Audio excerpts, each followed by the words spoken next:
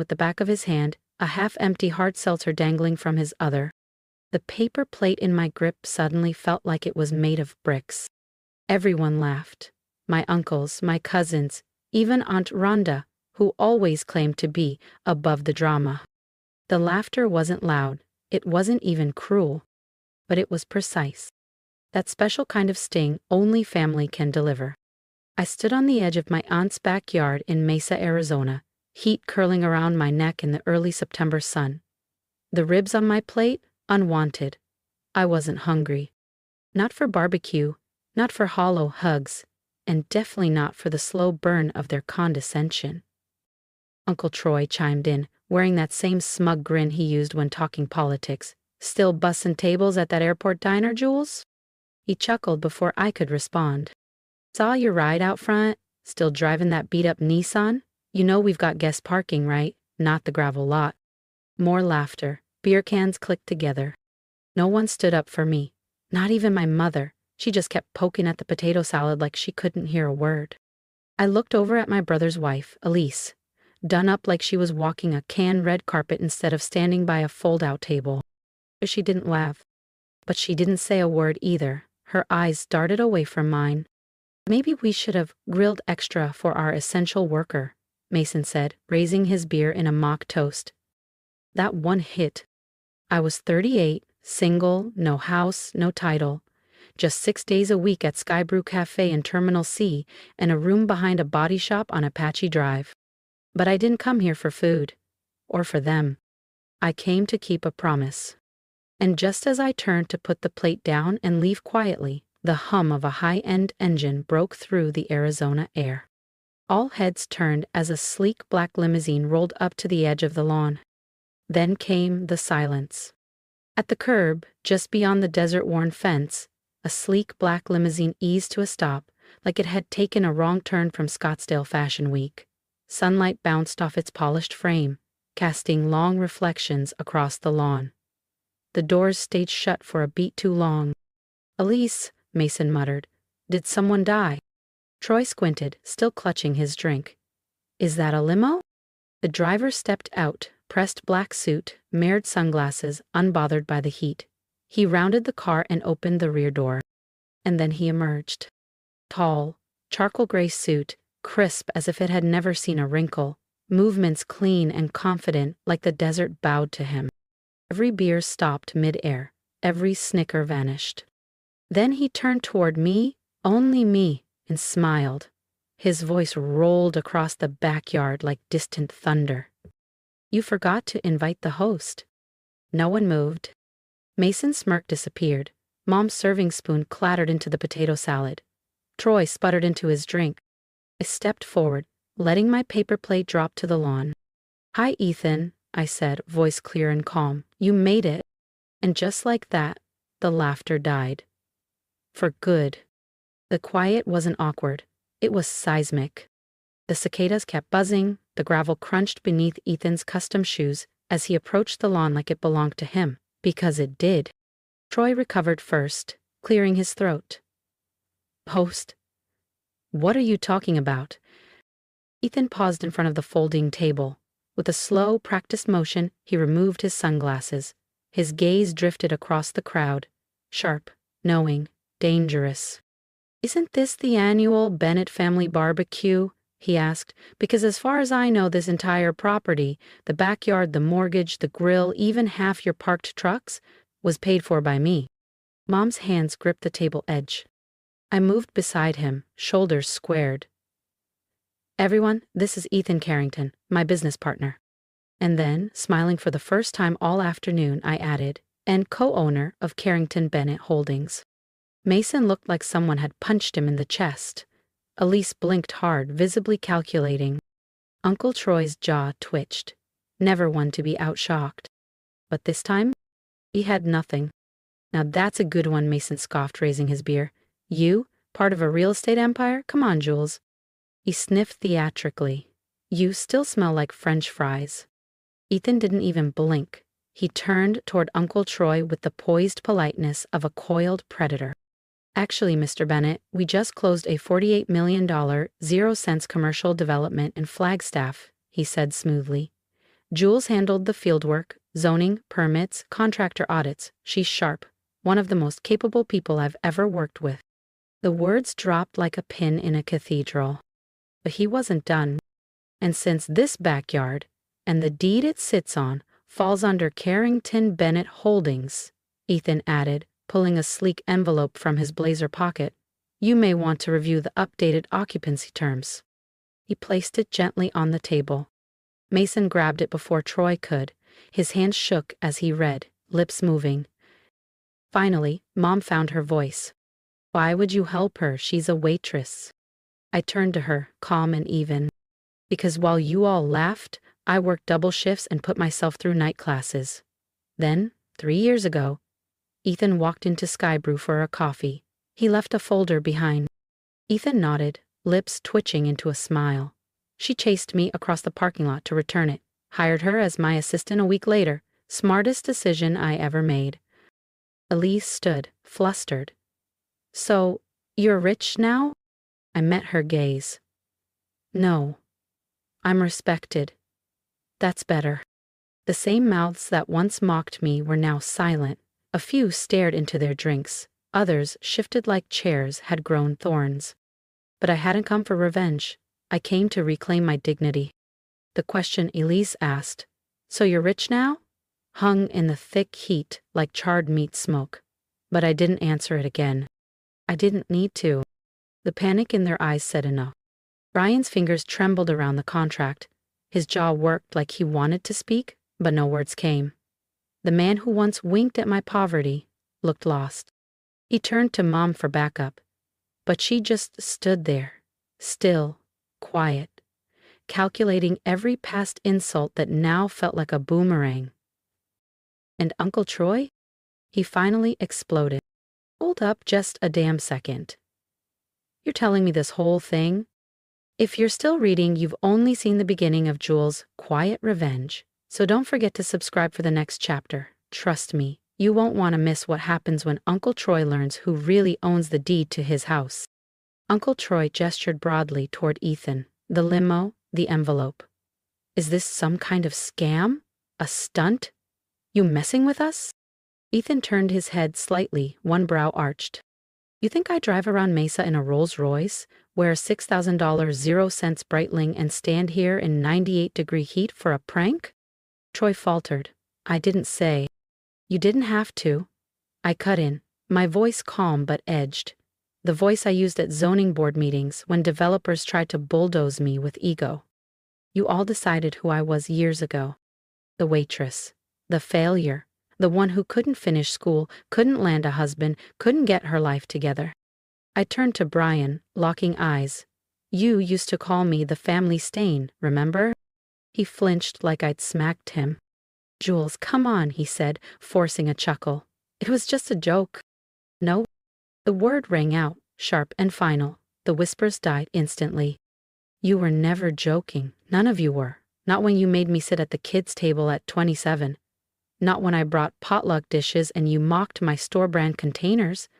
Not when I came late from work and you smirked like that proved something. I looked down at Elise, her hands tight around her wine glass. You asked last year if I was still folding napkins. Even Mom looked away. Ethan stepped closer, his presence steady. Jules doesn't just have a career, he said. She's led 3 major housing revitalization projects across Arizona. She works like the future depends on it. Because for a lot of families, it does. Brian straightened, attempting pride. You didn't have to embarrass us, Jules. That hit me. Embarrass you? I echoed, stepping forward. You know what's embarrassing? Walking into a yard full of your own blood and being treated like background noise. I swallowed. Being asked if you're dating, as if a relationship is the only sign you're worth something. Being mocked for grinding 6 days a week because your job doesn't come with a badge or a bonus. My voice cracked. But the worst part? I paused, letting it hang. The worst part is, I kept coming back, hoping this year, maybe, just maybe, you'd finally see me. You all just kept doubling down, I said, voice steady. Troy shoved his hands in his pockets, bristling. Well, if this is turning into a pity parade, I think I'll. You're not going anywhere, Ethan cut in, voice smooth as glass. Because you're standing on my property, and there are a few things I'd like to clarify. The backyard went still. You see, he continued, casually adjusting his cufflinks, this house? The deed now belongs to Jules and me, which means legally, she owns the land you're standing on. The gasp that followed rolled through the yard like a monsoon breeze. And as of this week, Ethan added, glancing at me with a faint, satisfied smile, your mortgage paid in full. Not by you, not by the bank, by us. He looked at me again. I nodded, smile thin but sharp. Which means you're welcome to finish your barbecue, but starting tomorrow, we'll be reviewing your occupancy terms. Brian's beer slipped from his hand, landing with a soft thud in the grass. Mom's chest rose like she'd forgotten how to exhale. Elise blinked rapidly, clearly trying not to cry. And me, for the first time in years, I wasn't apologizing just for being here. I was standing in it. My worth, my power, my truth. The backyard, once echoing with laughter and clinking bottles, now held only silence, except for the low purr of the limo engine in the driveway. Camilla, Elise, stepped forward, voice sugar-coated and trembling. Jules, honey, I had no idea you were doing so well. You should have said something sooner. I mean, we're family. I tilted my head, giving her a slow, deliberate smile. Funny, because last Thanksgiving, you called me a walking cautionary tale and said I lowered the family aesthetic in thrift store jeans. Her cheeks turned crimson. That was just banter. No, I said softly. That was cruelty dressed up as comedy. Then I turned to Mom. She still hadn't said a word, hadn't defended me once. Do you know how many times I wanted to tell you? I asked. When I got promoted, when I closed my first six-figure deal, I wanted to call. She looked up, eyes glassy, her lips parted. You should have told us, anyway. And just like that, I knew we were no longer the same. You didn't want to know, I said quietly. You wanted me small, manageable, familiar, but I outgrew that version of myself. And now you don't recognize who I am. Ethan placed a hand gently on my shoulder. The weight of it steadied me. I turned back to the backyard, to the faces frozen in discomfort and disbelief. You made me feel like background noise, I continued, like a placeholder between your real conversations. I worked 60-hour weeks, paid for every night class out of tips, spent evenings choosing between dinner and gas. My voice caught for a breath, but I didn't stop.